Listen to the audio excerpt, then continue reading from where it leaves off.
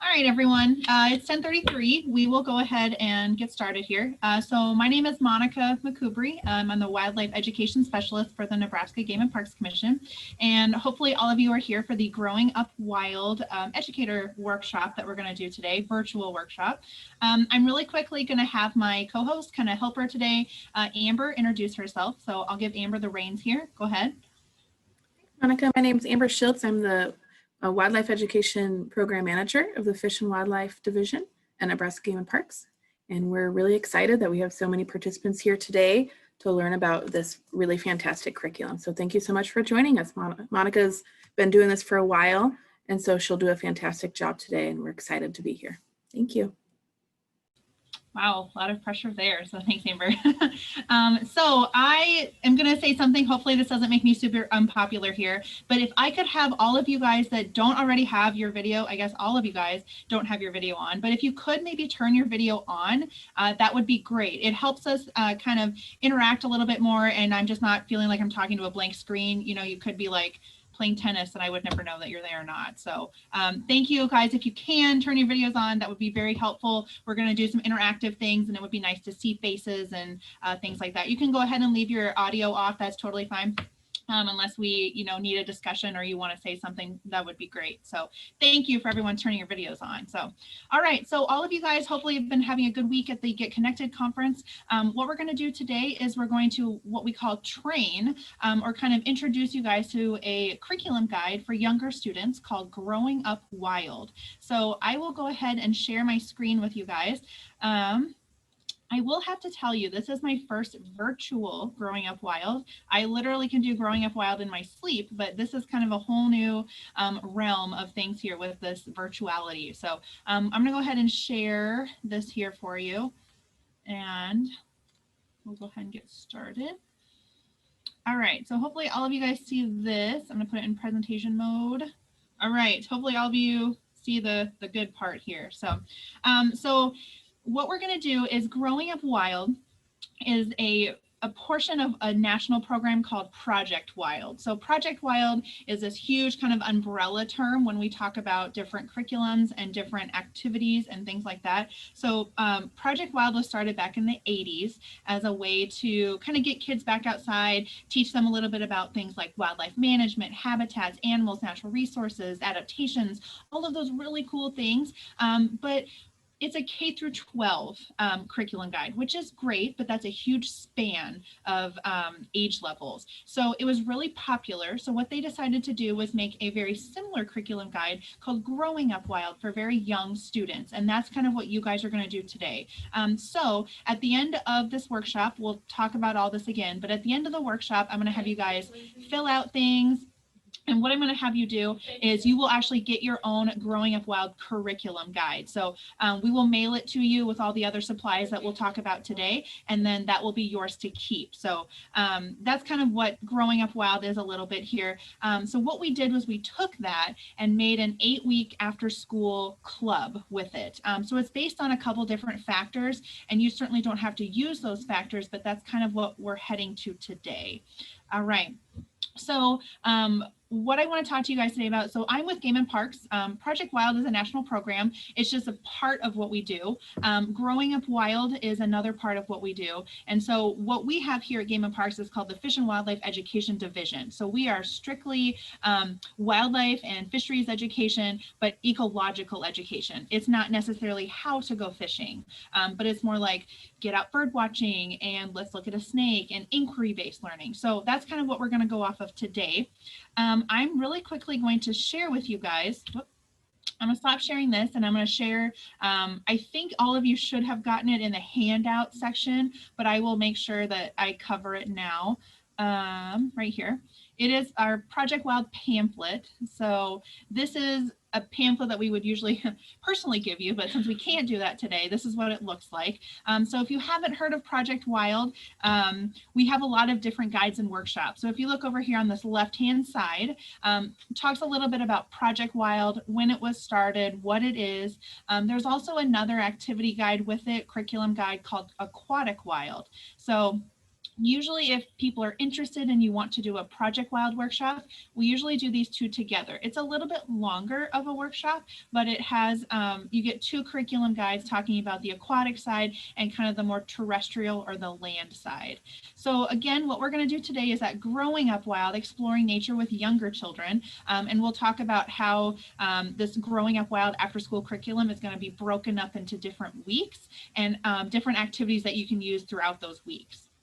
And then we also have something called Flying Wild. We don't do a ton of these, but maybe a couple throughout the year. This is a Project Wild curriculum as well, but it's based off of birds. So talking about habitats and adaptations, migration, everything kind of talking about birds. This one is about a 5th through 8th grade activity guide or curriculum guide. So a little bit different age levels again, but I've had people use it in elementary schools. I've had people use it in high school. So as long as you know how to kind of change and modify these activities, they can work for all age levels.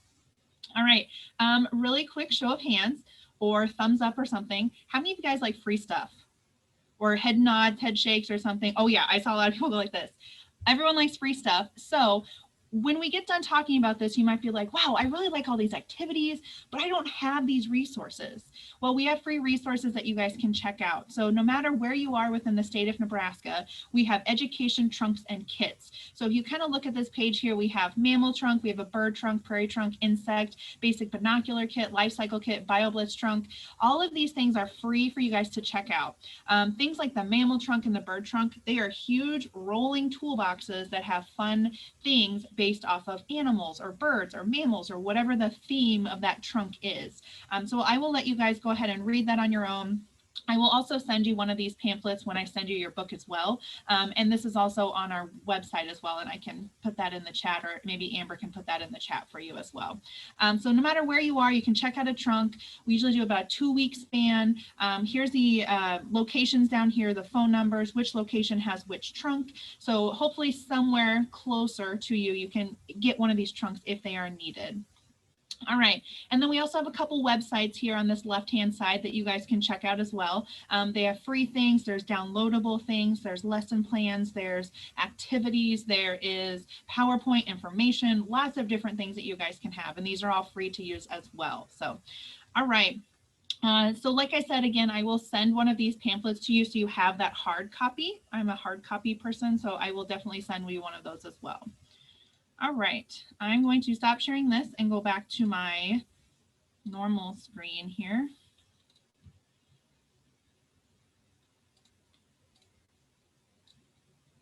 All right, so we talked a little bit about Growing Up Wild. Just as an option for you guys here, has anyone ever used Pear Deck before? Pear Deck. All right, so we're going to be using Pear Deck today. So hopefully if you haven't used it, don't freak out. It's fairly easy. I figured it out, so I'm sure anyone can. But if you have used it, that's great. So what I'm actually going to have you guys do is I'm going to have you go to a link, and I'll give that to you here in a second. I'll go ahead and paste it in the chat, and it's going to be an interactive lesson, as interactive as we can be virtually. So let me load here.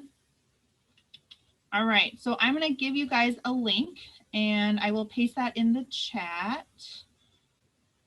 Maybe, where's the chat? All right, so I'm going to give you guys a link here. And so if all of you guys, whoops, my bad. I need to send that to everyone.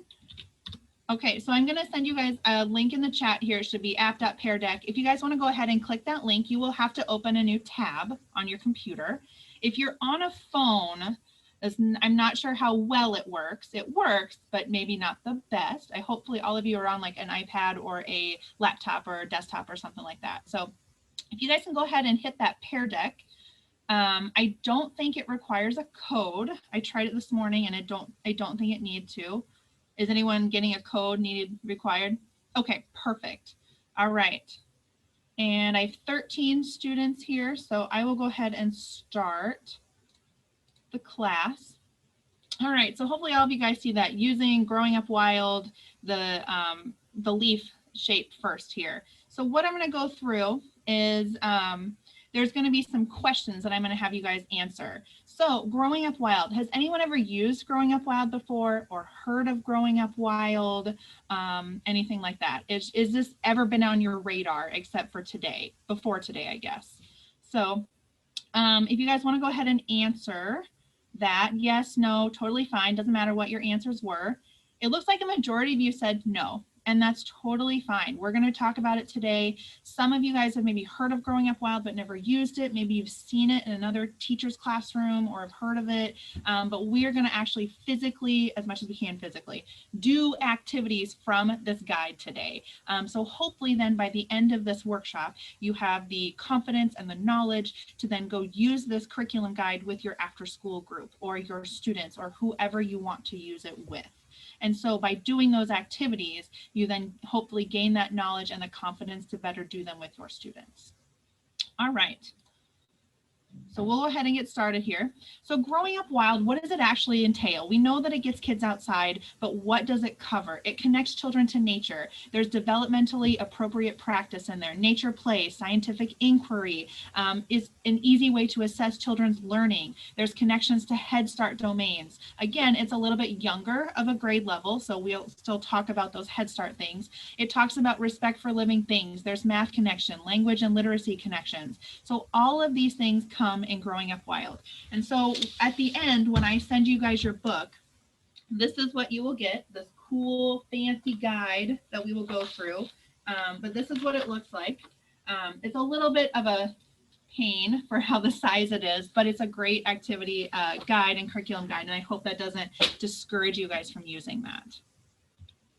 All right, so specifically what we're doing with Growing Up Wild is that we took this guide and basically integrated it into an after-school club. So it is based off of grades K through 3. And again, it does not have to be. This is what we have just done. It's estimated on about 30 students, but again, you might have more, you might have less. Again, it's just that modification aspect. And it's based on usually a 1-hour after-school club. So here are the weeks that we're going to talk about. Not all of them today, but you guys will get, and I will send this to you. I will send you a nature club kind of a lesson plan. It is broken down to every single week, what the objective is for that week, the activities, the materials that you need, which we provide 99% of the materials in this bad boy. This is what you guys will get as well when we give you your stuff in your book. And it also gives you some literature books if you wanted to incorporate that and extend that as well. So that will all be yours at the end of this workshop when we mail you your stuff. All right. So we're going to talk week 1 here. We're going to go ahead and get started by doing an activity from Growing Up Wild. It's called First Impression. So when you get your lesson plans, this is the very, very first week. It's a welcome week. So we're going to talk today, it's called First Impressions. So students will combine movement and math. Not necessarily a lot of movement today, but math to show how they think and feel about different animals. So this is a great way to get students, kind of to send students, what knowledge do they have about things? What are their stereotypes about things? How do they feel about these animals? And then from there, there's a whole wide range of things you can talk about. So usually what we do is we have 3 smiley faces or 3 different faces, and I put them throughout the room. And then what I will do is I talk about, if you like an animal, you'll probably go to the smiley face section. If you don't like an animal, you're going to have a sad face. You're probably not going to like that animal. If you have a medium face, you probably, don't know a lot about that animal, but you don't hate it, you don't love it. So that's kind of the concepts that we're going to do today. And then what I usually do is I hold up a picture of an animal and I have kids physically move to that face that they think about that animal. So since I can't have you guys move to an area, I have hopefully the next best thing here. So I have a picture of some different animals on here. The first one's going to be a butterfly. So I'm asking you as participants, how do you feel about this animal? If I were to have you actually physically move to one of those categories, a smiley face, a medium face, or a sad face, what would you move to? So there should be an option on your screen to select one of those happy face, medium face, or sad faces. And so go ahead and do that if you haven't already. How do you feel about butterflies? Kind of an odd question, but how do you feel about butterflies? All right, So I have 12 people that have been in the smiley face. All right. So is there anyone that would like to kind of start the discussion about why you're in the smiley face section and not the other categories? It could be as simple as I like butterflies.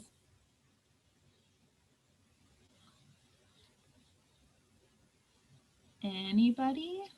Okay, I'll speak. Thank you.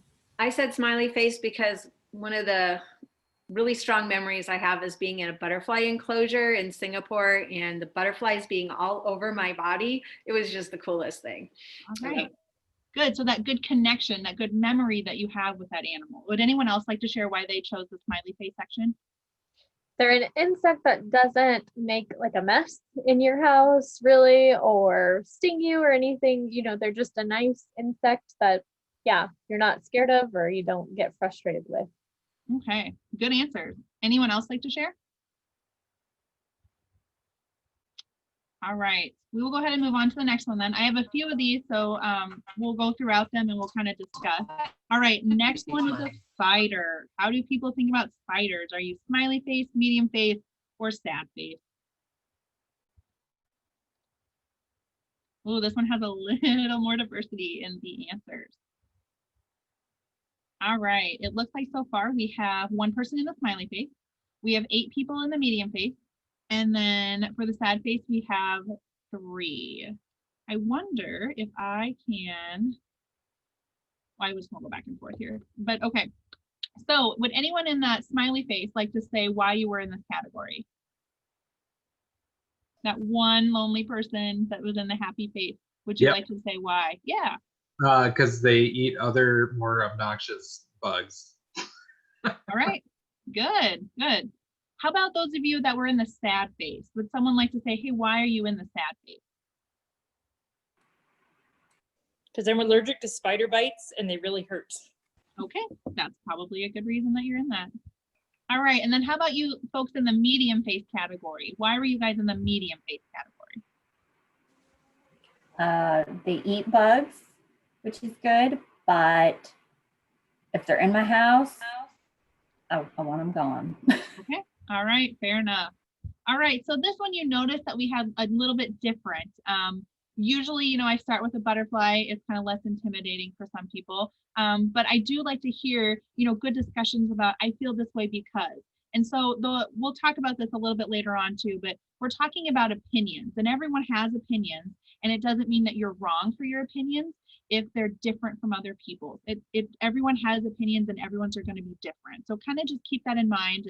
And when I talk about first impressions, I always talk about with students, what is your first impression of a first impression? I kind of always talk about going for a job interview. Why do you go, what do you do, hopefully do, to get ready for a job interview? You brush your teeth, you comb your hair, you put on nice clothes, maybe you research the company. There's lots of different things you do to get ready for that because you want to make a good first impression. So we all know that first impressions are not always correct. You might be having a bad hair day. Maybe you ran into traffic and you were late getting to that interview. Maybe your heel broke when you walked in there. There's lots of different factors that can play into that. It can cause like a not good first impression all the time. So we also want to make sure that first impressions are not always the only thing that we look at. All right, next one is a fox. How do you feel about a fox? Smiley face, medium face, or sad face?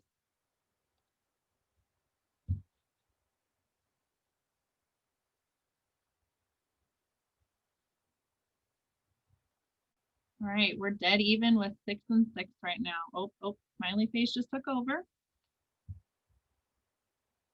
All right, so we had 7 people in the smiley face and we have 6 people in the medium face. Would anyone in the medium face like to tell us why you are in this category?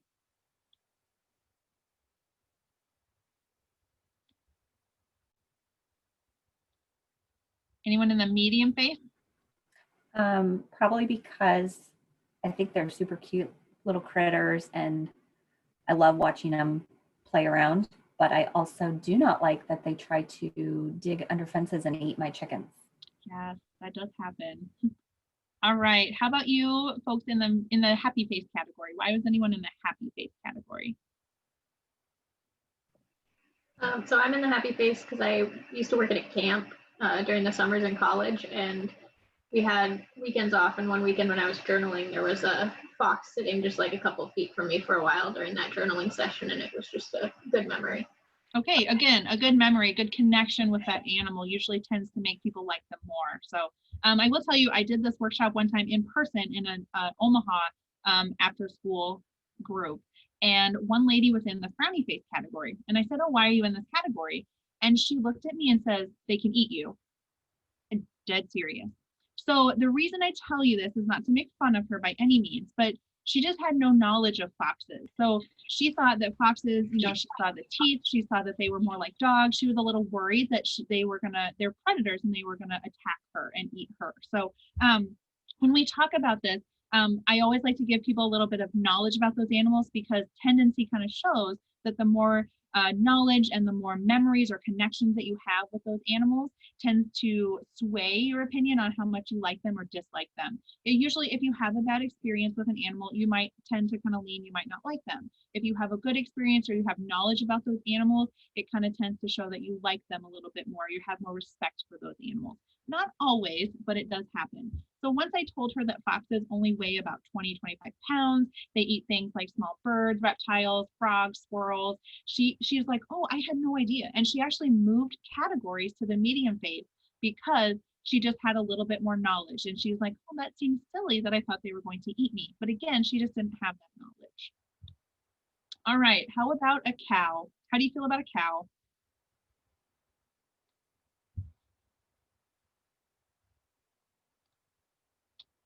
Okay, I see a lot of happy faces, some medium faces. All right, so how about you people that are in the medium face? Would someone like to share why you were in this category?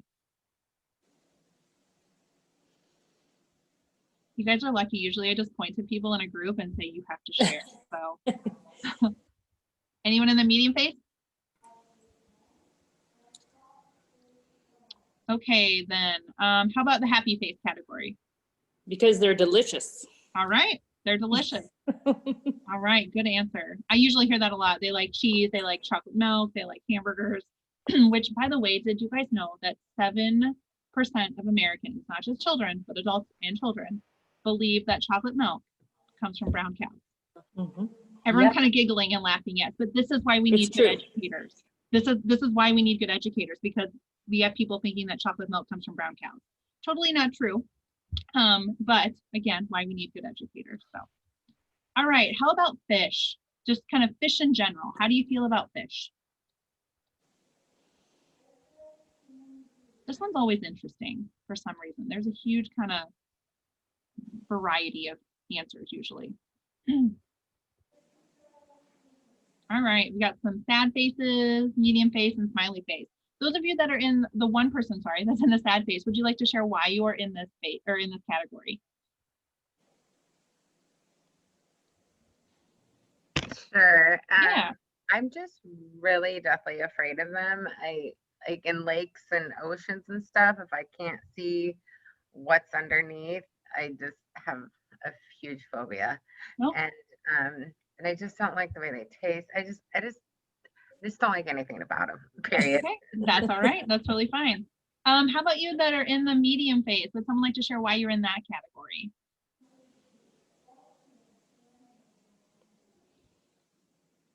And remember, the more that we discuss and the more you get out of it. So if you guys would love to volunteer, that would be great. Otherwise, I just look dumb, so. All right, how about smiley face? How about someone in the smiley face? Why are you guys in the smiley face for fish? I love to take my daughter fishing, and that she is not afraid of fish, and she will she'll put the worm on the hook, she'll do it all, and that we can do that together. A lot of moms and daughters don't get to do that, and I love that she'll do that with me. My nephew is like an avid fisherman, absolutely loves it. He's going to be 18 this next week, and he does like competitions, and so like fishing is a huge part of our family. Mhm. And we do family things together, so I love that it brings my family together. All right, and that's cool that you put that connection together to that animal as well. Yes. And then on the one that was sad, something that might help her phobia that I find awesome about being in like a lake if you wear polarized sunglasses, you can see through the water. The first time I did that out at Bader, I got to see the fish swimming up by, and I just thought it was the coolest thing ever. Huh, I didn't know And that. maybe that would help your phobia if you see them. I don't know. Maybe it doesn't. Yeah, I had no idea that about the polarized glasses, so that's interesting. All right. All right, we have just a couple more of these. How about a red-tailed hawk? Kind of an odd question because not often do you get asked how do you feel about a red-tailed hawk, so specific, but how do you feel about a red-tailed hawk? Smiley face, medium face, sad face. I'm sure my coworkers are laughing at me because I'm not. I love birds. They're great. And Amber's like, do you really? They are great. I do love birds, but I'm more of a reptile person, and I'm sure all of you guys are like, oh, reptiles. But all right, medium face and smiley face. So I see some. How about someone that was in the smiley face? Why are you in this category for the red-tailed hawk? I just love to see them flying. I think they're just really cool. All right, yeah. Anyone else in the smiley face category? I was just gonna say, it's often to see them hunt, watch them hunt, fly and hunt, and it's something that It's kind of hard to hear you. You're breaking up. I said it's really awesome to see them hunt, especially out here in Western Nebraska, watch them hunt and to get rid of some of the things. Yeah, I'm sorry. I just can't quite hear you. But thank you for trying to participate. But yeah, so smiley face. One time I did this activity again with another group of people, a Growing Up Wild workshop, and I had someone that was a college student in the medium face category, and I said, hey, why are you in this category? And she kind of looked at me and she goes, they're kind of fun to shoot. Yeah, I see a lot of people like, oh my gosh, did they really just say that? So the reason I say that is because if you do this activity with students, I guarantee sometime when you do that, you will get those answers that are like, oh my gosh, what do I do? So I'm asking you the question. If a student in your group says, oh, my dad shoots those, how do you answer? How do you deal with that? What should you do? What should you do? What should you not do?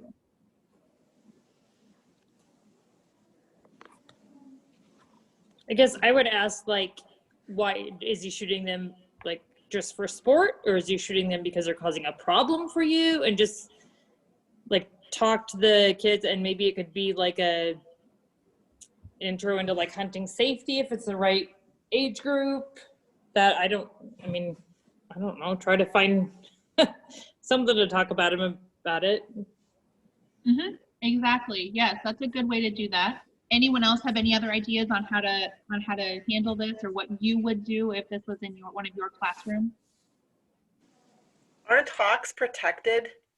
Yes, so they are part of the Migratory Bird Treaty Act. So it is even illegal to shoot like a robin or blue jay, let alone a larger raptor like a hawk or an owl or an eagle. So yes, there's like $1,000 fine, possibly up to a year in jail. It's a pretty big issue. Yeah. And so much so many people don't know that. And so Monica has a really good point. What do? You don't want to shame them and make them feel embarrassed in front of the whole class, but it's a really great opportunity to just educate and just let them know that. And even most people don't even know that it's illegal to even have those feathers or to even have songbird feathers in your possession. Yeah. And so it's just a matter of, oh, wow, well, that's really interesting. Actually, did you know, kind of situation, and kind of approach it with some humility and some positivity, but just use that as an educational moment for sure. Yeah, good point. And like Amber said, you definitely don't want to embarrass them. You don't want to say, wow, your dad's an idiot. I don't know what he's doing. At that point, they stop listening to you. And that is not the point. You don't want to embarrass them or shame them. You want to educate them like Amber said. So that was a perfect answer. I, at this point, when this actually did happen to me, I kind of just, oh, okay. And we kind of went on. And then I did talking to that girl after class. But again, I didn't point her out in front of everybody. I didn't shame her. I didn't embarrass her. So it is something that does happen. And also there could be a lot of factors with younger kids. Sometimes I've heard a lot of times kids as parents go pheasant hunting or turkey hunting. And if they're pheasant hunting, for example, and a pheasant flushes and their dad is hunting that pheasant, it looks very similar to a red-tailed hawk. So to a younger student, they might not know exactly which animal is which. So Yep, they could be actually hunting hawks, or they could be actually hunting pheasants. So it's a little bit harder with kids and where that line is. So, all right. Next animal is a mountain lion. Mountain lion.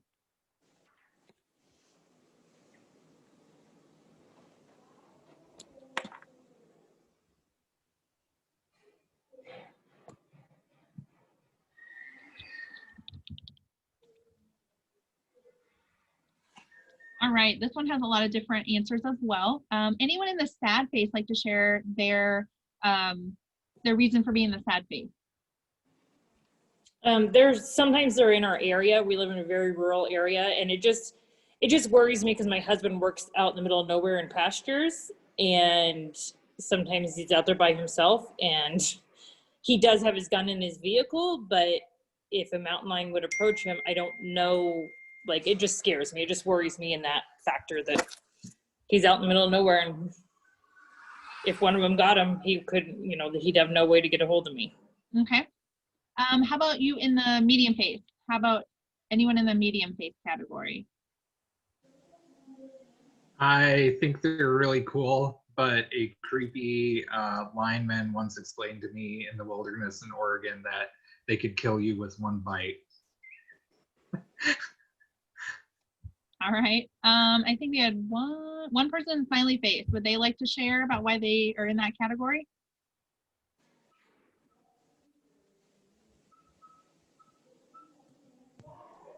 Because they're part of our ecosystem also, and so to keep the balance of everything, we got to have them. Mm-hmm. I just feel sorry for them because so much of their habitat has been taken away. Yeah, and in Nebraska, it's actually a very hot conversation, controversial issue for us in Nebraska. So do we have them in Nebraska? I'm asking you guys. Yes, head shake, no. Yes. Yes, we do have them in Nebraska. We are not exactly sure how many we have, but when you look at the state of Nebraska, we have 3 distinct populations of what we call mountain lions. So there's one in the Niobrara River Valley, and then there's 2. There's one out in the Panhandle. There's one called the Pine Ridge area, and then there's one called Wildcat Hills. So very similar, close to each other for those. But a mountain lion itself can have 150 miles of territory. So, and like people said, the western part of the United States is full. There's a lot of mountain lions in that area because that's kind of the perfect habitat. It's rockier, it's a little bit more mountainous than Nebraska is, but they're having to get pushed east, and that's why we're starting to see mountain lions. So historically, they have been here. They were here a long time ago, and then they kind of got extirpated or away from the state. And then back in 1991, we had our first confirmed sighting again, and from there, our population has grown. We know that it's grown. At this point, I think we have 16 of them collared. So we're at Game and Park, so trying to figure out what their movements are and just some more information about them. They're a fairly newer species for us, and we just don't have a ton of data on them yet. We're trying to get that data. So, all right. I have one more animal for you. It is a snake. How do you guys feel about snakes? Go ahead and click your response. Holly, I saw your real face. I think I know what you're going to choose. Yep, they're in my garden a lot, and my youngest loves catching them and showing them to me, and because he knows I don't like it. My daughter does the same thing to me. All right, I see we have 5 people in the sad face. Anyone in the sad face like to share their reason? I just don't like them. They creep me out. Okay, totally fine. How about medium face? How about you in the medium face category? I think they're fascinating, but I don't want to be near them. Okay, you respect the distance. I totally get that one. How about smiley face person? I am intrigued by them. I've seen so many beautiful ones that I know. I've never been threatened by one. I've had like a dangerous one in front of me a few times, but I've been at a safe distance. I just think they're really cool. And I was one of those daughters that brought the snakes in to scare my mom. So.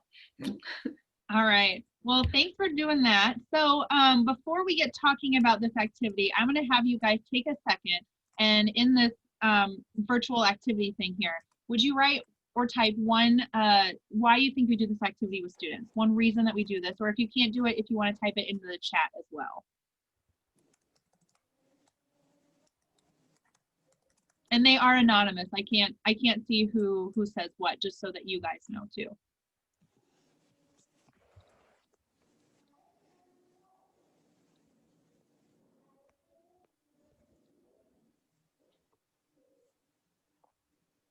All right, so some of the responses I've seen so far: to help students learn more about each critter and have a better idea about the good and bad of each one. Prior knowledge, it gets students thinking about different opinions. They can see who prefers different animals and why, that we all have our own opinions. Public speaking, critical thinking skills, a great icebreaker, it is. Educate kids, allows for students to be able to express their opinion, explore a variety of animals, help students learn about animals. So yes, all of those things are absolutely correct. So we do this activity because we talked earlier about everyone has their opinions and no one is wrong for their opinions. I am a huge fan of snakes. You can't see, but this is not a snake, this is a snapping turtle. And then behind this wall, we have a couple more education animals. But I love snakes, and I was always a weird kid that liked snakes. But let's say you guys are at an after school program and you, let's say you go outside for recess and a kid brings a garter snake up to you. Oh my gosh, look at this. This is so cool. I see Melissa like, yep, that probably happened before, or something like it. So yeah, I bring this garter snake up to you, and as a student, I am so excited to show you this cool garter snake. And let's say you don't like snakes.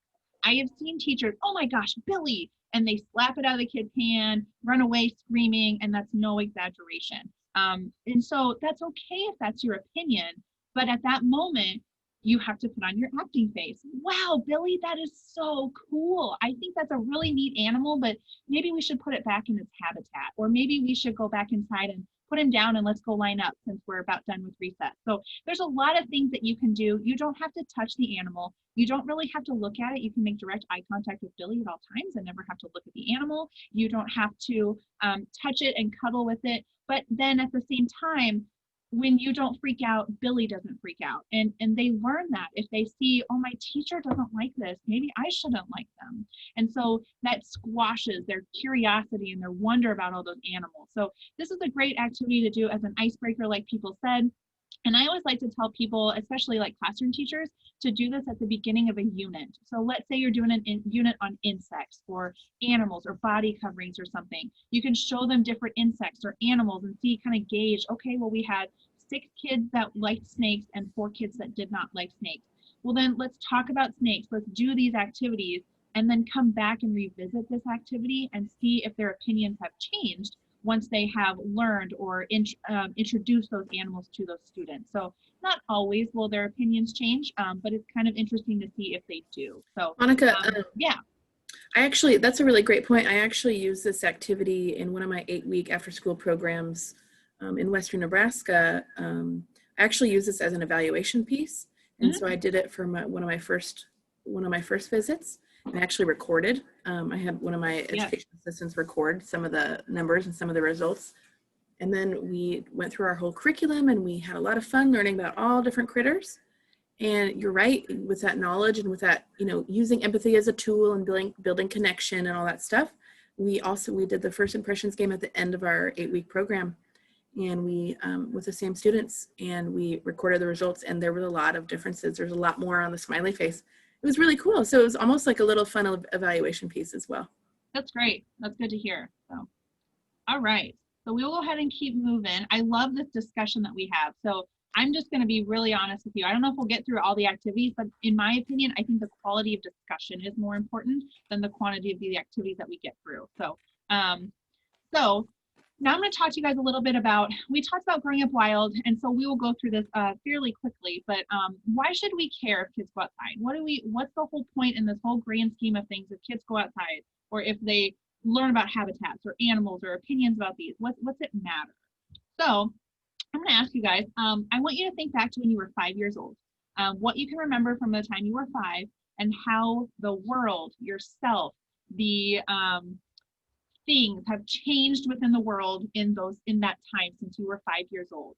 How have things changed? So kind of just take 30 seconds and think about some things that have changed, or how the world has changed, or what's different now that we didn't have then. What are some things that have changed? One of the things that I'm sure all of you come up with is technology. We all have smartphones. We are all using Zoom right now. There's a huge thing. I don't think anyone saw that 5 years ago even. So when we talk about this, kids on average, they spend about, how many hours do you guys think on electronic exposure? This is anything from a TV to their Chromebooks to their Xboxes, their iPads, their phones being plugged into something. So I think it asks you, if you guys want to go ahead and answer that question, do you think it's 10 to 15 hours a week, 15 to 30, 30 to 40, 40 to 50, or 50 plus hours a week?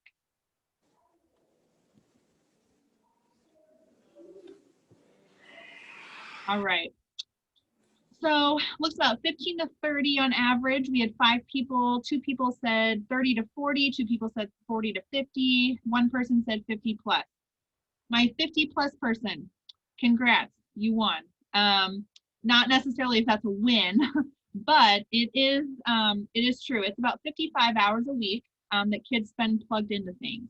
Now, I will tell you that one of the things that has to be a factor in this, a lot of schools now have Chromebooks. And so when they took that into effect, that's 8 hours a day that they're spending on their Chromebooks. That 8 hours in school is also being added to this. But if you think about it, they are doing that much more after school. They're being plugged in, and it might even be more than 55 now. A huge thing that kind of changed the game was those smartphones that came out. You can do everything from your phone. You can play games, you can talk to people, you can order food, you can order clothes, you can buy tickets to a concert. You don't have to really go anywhere anymore or meet new people. So that's kind of hurt a lot of the things about that. Also, 68% of young people now have TVs in their rooms. My mom always talked about having a TV like in the family area, and it would be a family time. That's definitely has changed. A lot of people have TVs in their own rooms. The parents have one, the kids have one. They maybe go eat dinner in their room. The parents go eat dinner with Billy, and Susie goes to dance lessons. We're going 100 different directions. So, and there's also too much what we call directed attention fatigue. I don't know if you guys have ever tried to talk to someone that's maybe on their phone or watching TV, but they just like stare at the TV like this, or they're scrolling through their phone, and you're like, hey, Amber, you paying attention? And she's just scrolling on her phone, not even paying attention. All of a sudden, what happens when you get their attention? Are they like, oh, hey, what's up? Or is it like, what? You know, they get that kind of almost like an anger, like, what do you want? Like, it's not our fault. That's what happens. Our brain is focusing so much on one point, we tune everything else out. So a lot of the times it's impulsive, it's agitated, you're irritated with someone. What do you want? I'm scrolling through Facebook. Can't you see this is more important? So that's kind of what happens to your brain when you're on a screen. So benefits of nature. This is where Growing Up Wild comes in. We want students to go outside, and there's lots of benefits to spending time in nature. There's health benefits, mental and learning and education. I'm going to go through these kind of fairly quickly. We'll start with health. So reduce blood pressure. So spending time outside 20 minutes a day, just literally sitting on a bench outside, can reduce your blood pressure. Being time in nature, it reduces stress. And I'm not saying sit on a park bench and scroll through Facebook. I'm literally saying sit there and watch a kid play softball, or watch the dog walk, or listen to some birds, or try and find an insect, or whatever you're doing. But if you just sit there 20 minutes a day, it can actually reduce your blood pressure. Another thing that can happen is better sleep. We all want to sleep better or more sound or get more sleep. So spending 30 minutes just outside a day usually gets you to sleep better. The best thing that I always tell people, and I know this is really hard, especially those with kids and busy schedules, is getting outside right away in the morning. It wakes you up, it gets your circadian rhythm kind of figured out, and then when it starts getting dark, you usually should start getting tired. But not again, all the case. Does anyone know one reasons that makes you not tired that a lot of people do at night usually? What's something that kind of wakes your brain up? I bet all of you have one. Play on your phone. Yeah, how many people sit there in their bed and kind of scroll, and I'm guilty of this too, sit there sometimes and look through Facebook or Instagram or Snapchat people. That light actually messes up your brain and it doesn't know what time it is. So a lot of the times If you are really tired and then let's say you start being on your phone, you kind of start to wake up a little bit because your brain thinks it's light and it needs to be awake. So the worst thing that you can do is be on your phone right before bed. It just makes you sleep worse. All right, reduced obesity. This one is nothing new. We all know that America, the world is overweight. 2/3 of American adults, 1/5 of American children are overweight or obese.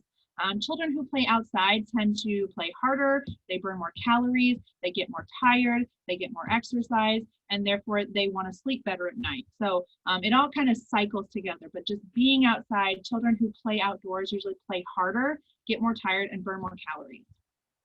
Increased immune system.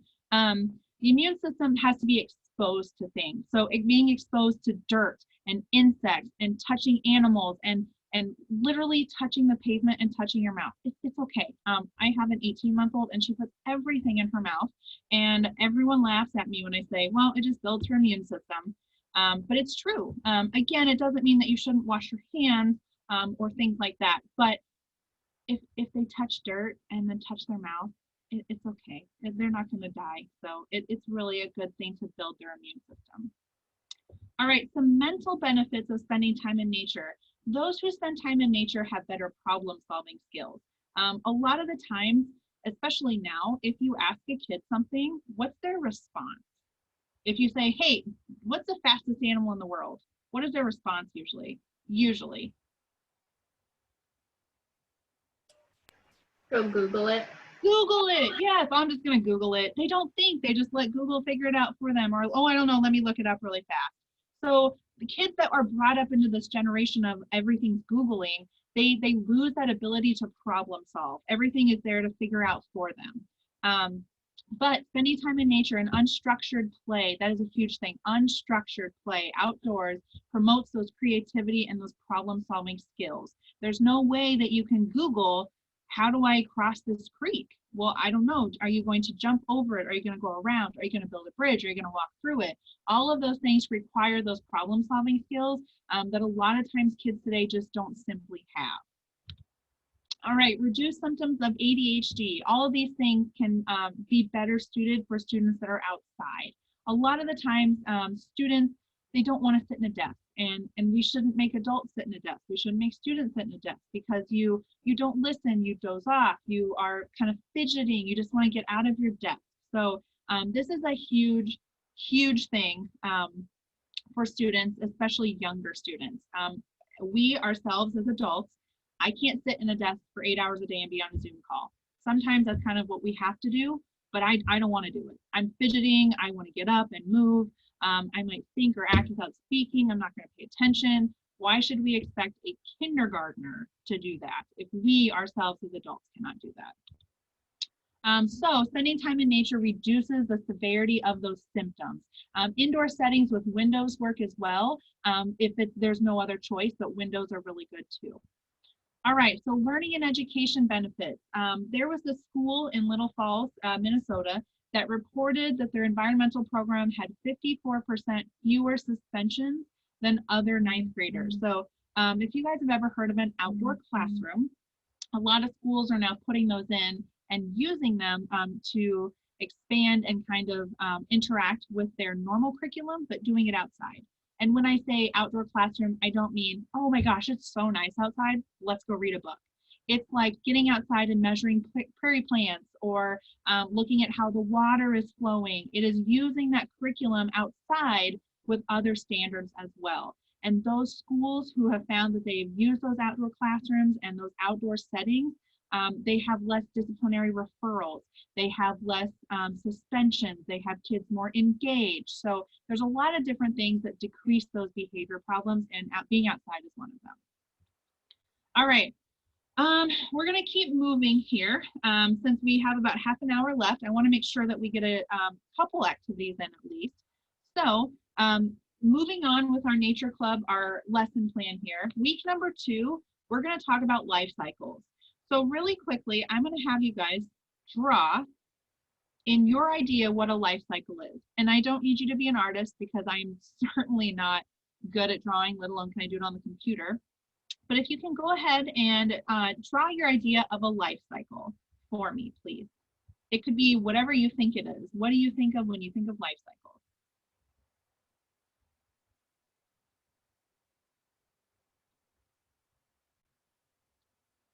And again, you don't have to be artists. I am certainly not.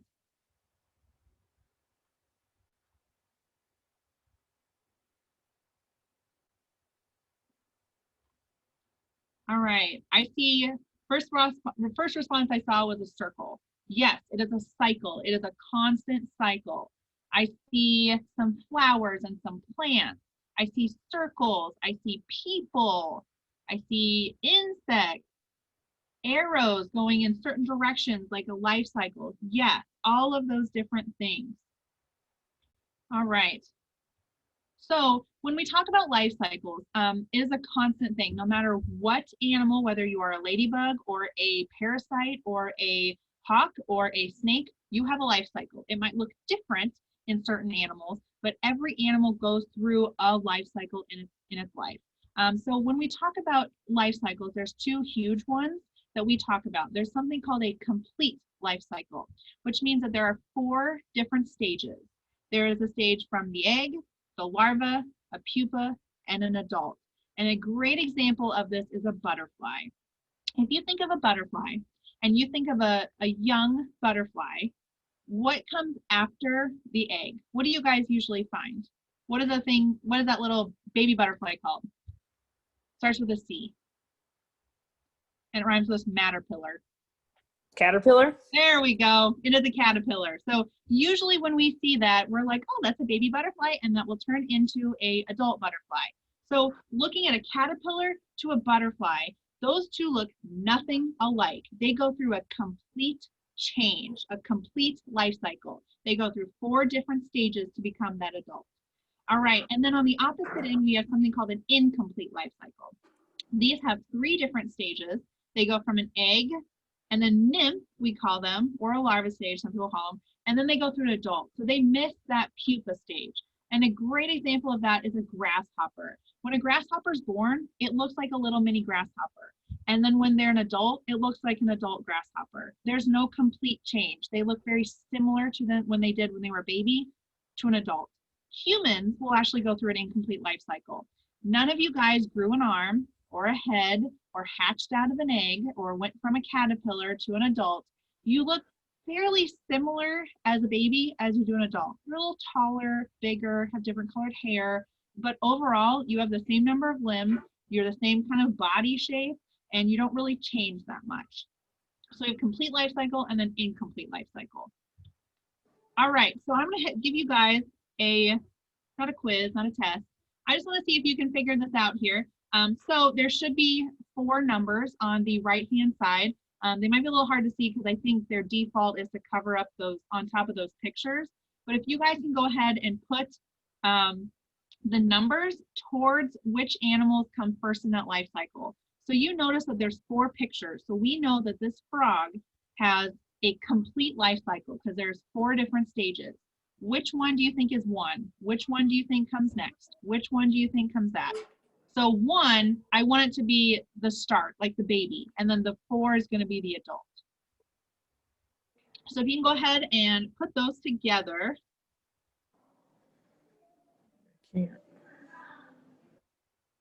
All right. So yeah, remember 4 is going to be the adult and 1's the baby. All right. So good. I see a lot of you guys doing this correctly. I think I can go back to my screen here.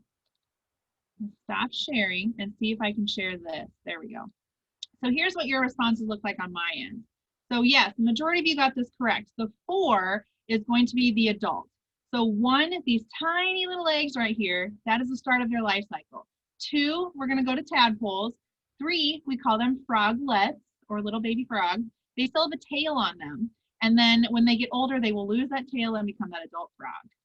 All right, so I'm going to stop sharing, go back to this. All right. So you guys, do you see what type of life cycle? Is that what you see? Is that what you see, Amber? Is it a green? What type? Yes. Okay, Yes. perfect. Thank you. All right. So go ahead and pick one of these. If you guys were listening, do they have complete or incomplete life cycle? All right. And correct, they do have a complete life cycle. They have 4 different stages. And the best way to remember this is that the baby frog, that little egg, looks nothing like the adult. They completely change. All right, we'll do a couple more here. How about a bird? Can you do the same thing with the bird? Being the 1, the youngest, and then the 3, the oldest.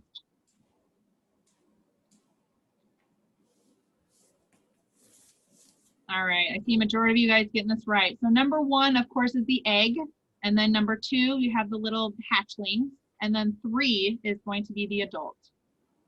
So then what type of life cycle does a bird have? Do they have complete or incomplete? Think about it. Does that little baby hatchling look anything like the mom or the dad?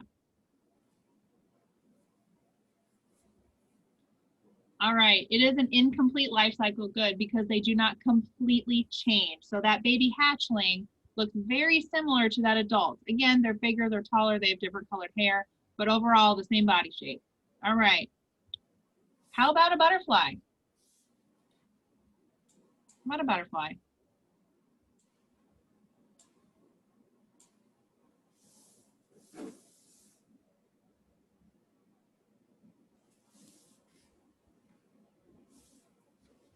All right, good job. Number 1 should be those tiny little, they look like little bumps. Those are little eggs. And then number 2 is going to be that caterpillar. That is the larva stage. And then these guys have that pupa stage. So that chrysalis, not a cocoon, a chrysalis. And then number 4 is going to be the adult. And it's okay if you're not getting these right. Again, this is totally fine. So then, what type of life cycle does a butterfly have? Do they have complete or incomplete life cycle? Do they look, that little caterpillar look anything like the adult? All right, good, unanimous. It is a complete life cycle. Good job, because they completely change. All right, I think this is the last one. All right, this one's kind of hard, just because it was really hard to find a picture of a baby grasshopper, but.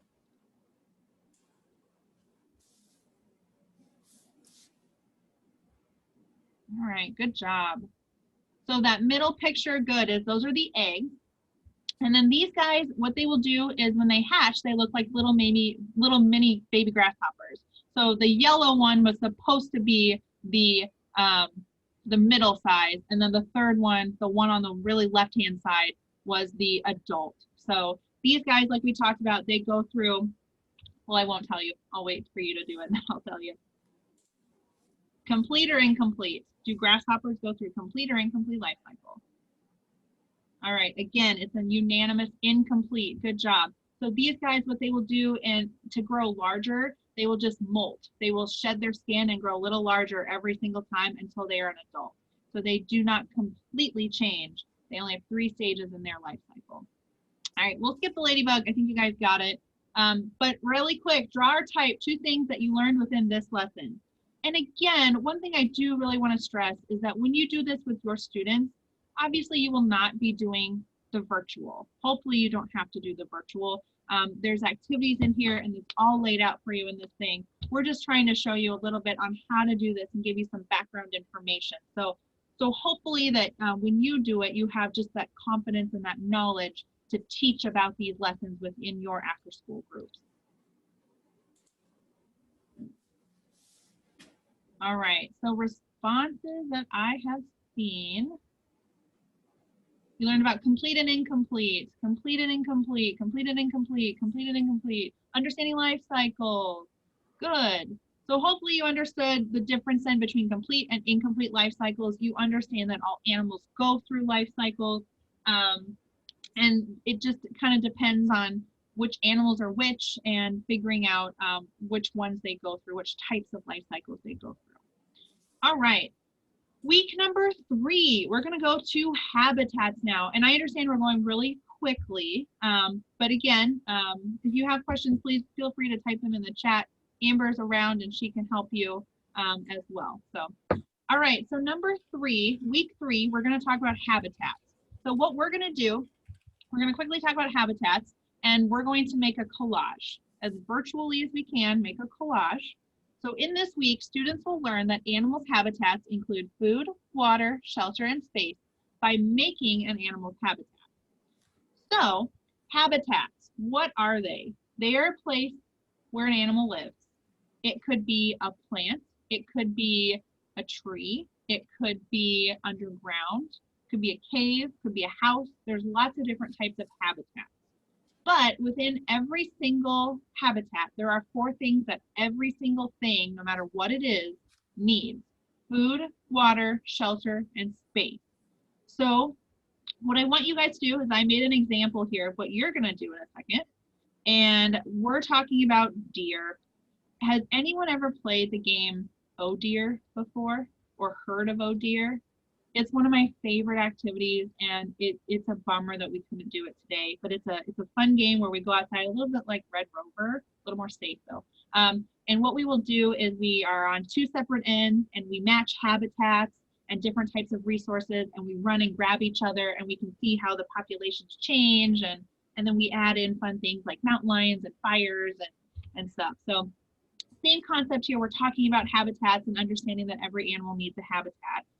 So for a deer, what is their food source going to be? Deer are what we call herbivores. So they will only eat plants and plant materials. So this could be leaves and twigs and stuff in your garden like squash and watermelon. And like every other animal, they're going to need a water source. This one's kind of simple. It could be a pond, a lake. But when you think about other smaller animals, like a dragonfly, they don't necessarily need a huge pond.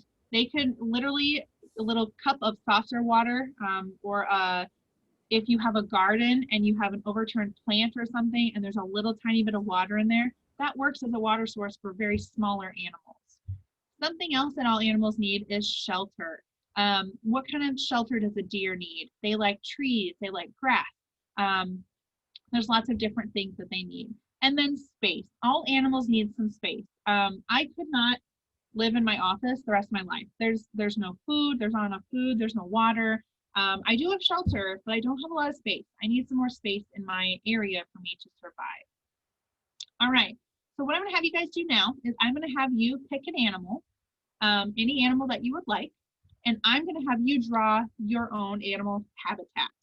So think about it. If I decide I'm gonna draw a snake, what kind of habitat does a snake need? They're gonna need some water, they're gonna need space, food, and shelter. So what would that look like?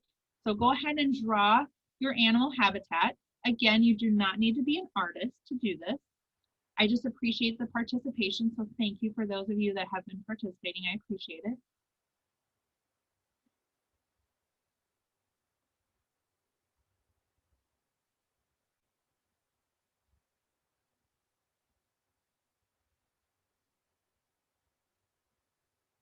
All right, she's done great drawing. You guys, awesome. Thank you.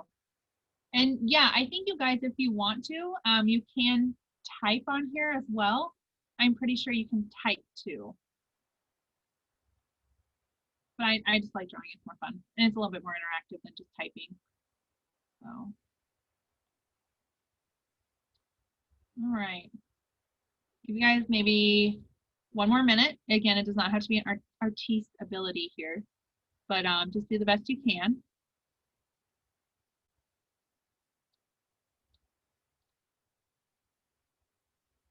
All right. Looks good. I can definitely tell what water is and what food is.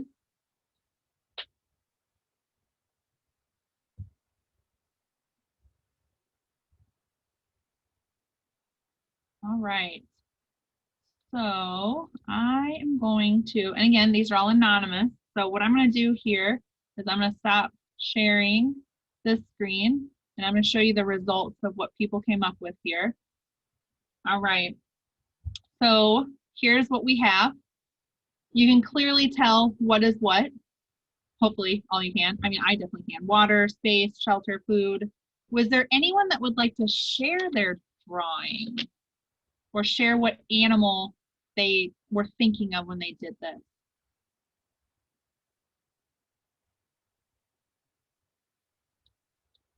Anyone? Monica, is it our job to guess the animals? You can try, yeah. I was just going to have someone share their drawing and kind of their reasoning. Like this one I saw up here, bird. I can clearly see, thank you whoever labeled this one. It is a bird. Would someone like to share their drawing? Doesn't have to be this one, but.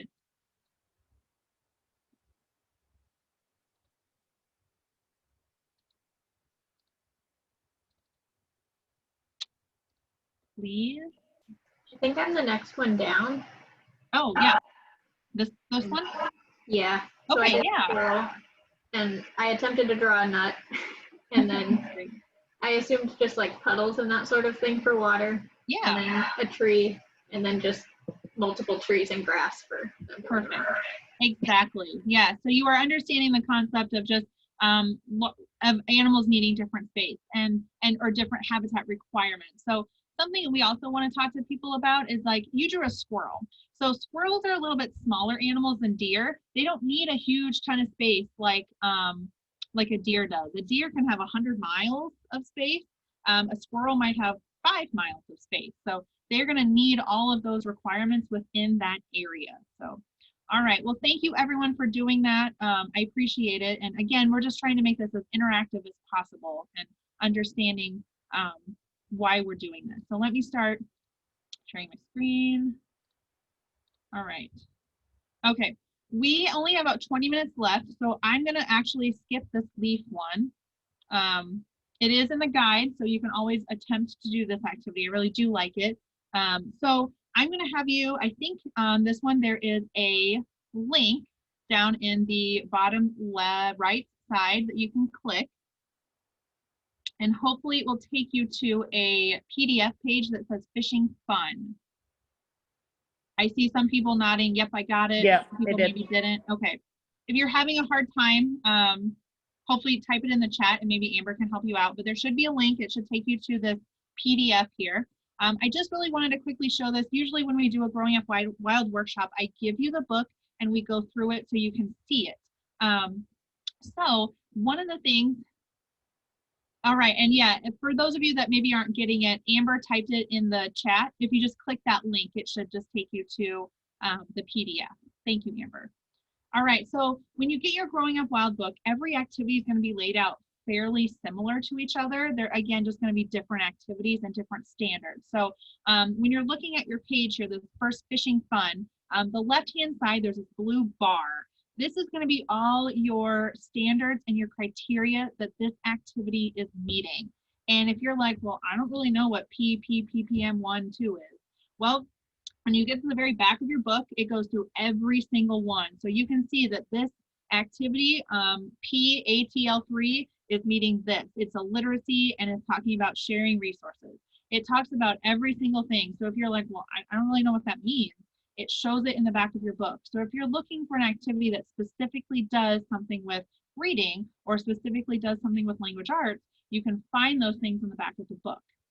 It also does your NAEYC accreditation, so the National Association for the Education of Young Children, criteria there as well. And again, those are in the back of the book. It also gives you some resources. So with this activity, Growing Up Wild is a huge advocate of books and looking at literature books that go with activities. So for this activity, they have specifically picked out books. There's nonfiction and fiction books. It tells you what it's talking about, the author, the title of the book, and in the back of the book, it lists these all as well. It also gives you some really good websites. If you need to learn a little bit more about fish really quick, here's a great nationalgeographic.com/animal/fish. There's a little box that shows some ages. It tells you the ages specifically geared for this activity.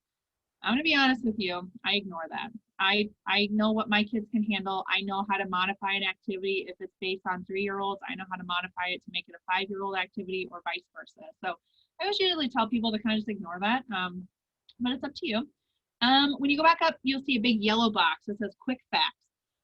This is your like, oh my gosh, I have 10 minutes. I need to learn about fish really quickly to do this activity. Here's everything you need to know to do this activity. It talks about how many different kinds of fish, what fishing is, what an angler is called. When you scroll down a little bit farther, you will notice it talks about wild, wonderful words. So all the words that kids might not know, and you can talk about vocabulary words.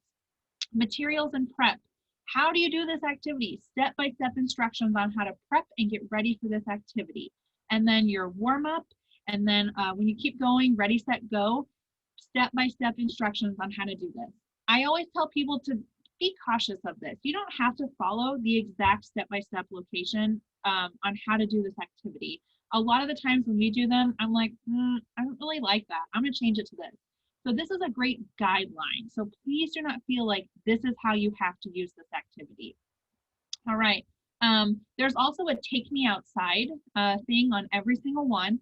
So they will give you an outside activity for every single big activity. So this one's called Fishing Fun, and you do a little bit with boats and catching and releasing fish. And this activity that goes with it is called Fish Tag. So you can do this activity outside. Every single one has that. All right, and then it gives you some wrap-up questions as well. All right, on this next page, you'll see a purple box, and it says Healthy Me, Helping Hands, Mighty Math.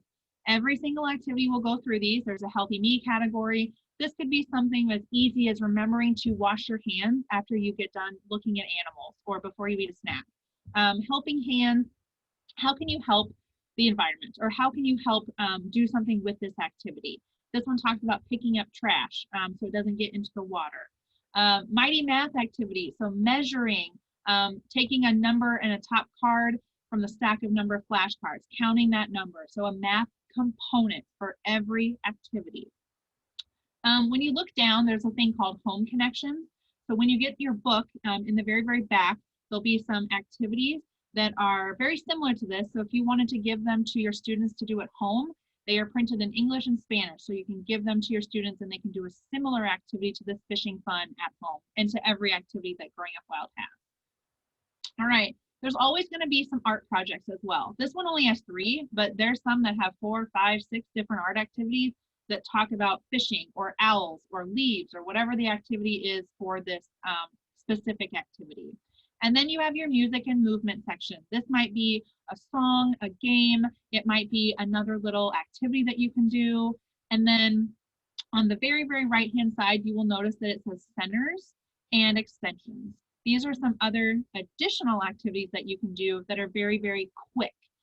For instance, one of the activities that we do is called Hiding in Plain Sight, and it's talking about animal camouflage. One of the centers and extensions that we have kids do is, if you ever go to Walmart and get those paint chips, I usually just grab a bunch because they're free. I just grab a bunch and then hand them out to kids and say, okay, find something that's similar to this color. Find something that's similar to this color in nature. So it's a very, very simple thing that they can do while still understanding that whole concept of camouflage. And then there's a snack, of course, because that is one of the most important things that we absolutely need. All right. So if you guys, let's see here, it should take you back to, if you want to go back to the hike through the guide, the actual presentation mode here, we're almost done. All right, so now that we have all this knowledge, we did some of the activities. Hopefully you are excited about using Growing Up Wild and excited to get your books. So how are we going to go about doing this? So this is kind of important, guys. What I'm going to do is to get your supplies, your book, your actual like lesson plan that we're going to give you here, and your certificate that will say you get this many in-service hours for doing this workshop. And then I will also send you a prize as well. So what I will need is I will just need your email address, and I will get that from Sandra. And what I'm going to have you guys do is I'm going to send you an evaluation form, and it's going to be, it'll say Project Wild. I think it'll be a Google form. And what I'm going to have you guys do is once you complete that evaluation and I receive it, I will send you your stuff. So we'll ask you for like your name and your mailing address and things like that.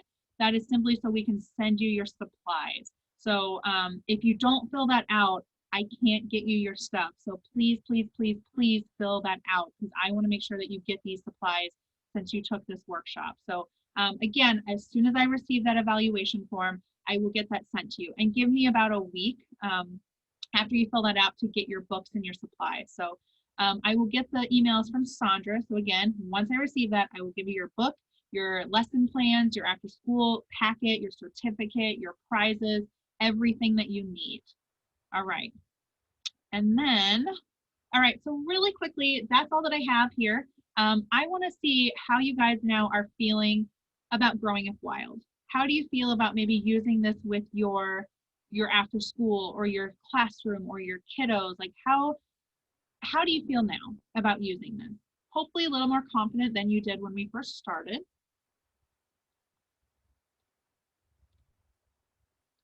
I see some happies, some mediums, a lot of happies.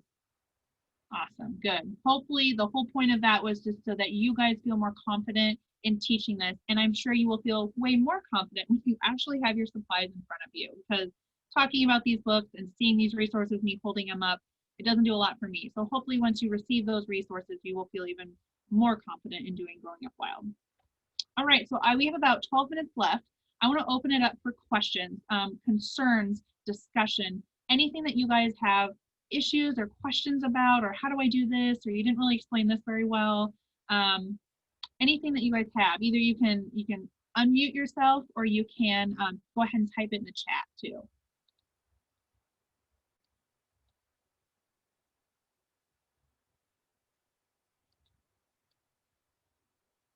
I see someone that said, thank you, excited to use these in first and second grades. Awesome, I'm so glad.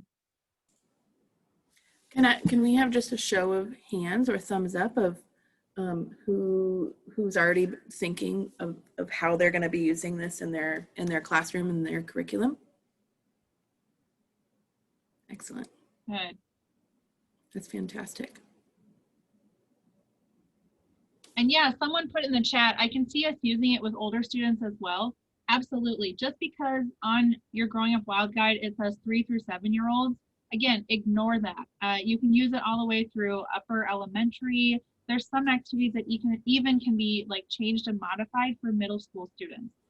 That first activity we did with the smiley faces, that's in Project Wild, and it says that it's a high school activity. We just did it, and it was for younger students. So there's definitely good modification, adaptations, and extensions that you guys can do. So please don't feel like, well, I don't have any 2 through 7-year-olds, this is useless. It's not useless. You can definitely use it.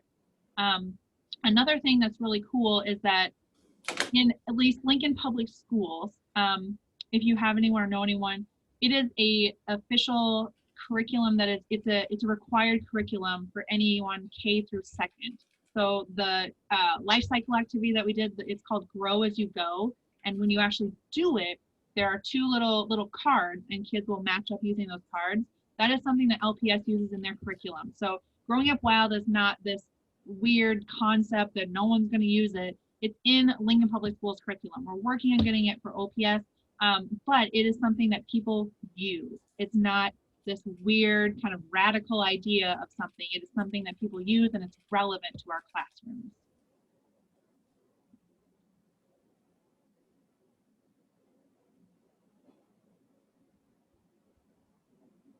Great. I see teacher using some entomology activities. I think it'd be a great extension. Absolutely. Love the curriculum. Excited to use it. Great. All right. Well, if no one else has any questions or doesn't want to do any more discussion, we have about 9 minutes left, but I will let you guys go. And please feel free, again, this was my first virtual workshop. So please let me know how it went, how it didn't go, if you didn't like Pear Deck, if you did like Pear Deck, and when you fill out those evaluations too. So it'll ask you not only for like your name and your age, like how many students you plan on using this with, or what you liked, what you didn't like, was I prepared, was I rude, and whatever. Let us know, please, because this is how we're going to build our other programs when we unfortunately can't do them face to face. So please let us know if there's anything we can do better. That would really be helpful. So, okay. Well, any questions or any comments, concerns before we sign off and you guys have a great Friday and a great weekend? All right, I will take the silence as a no.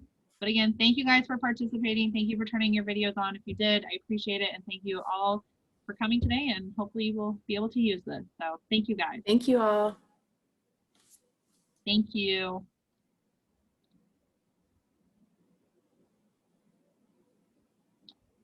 All right.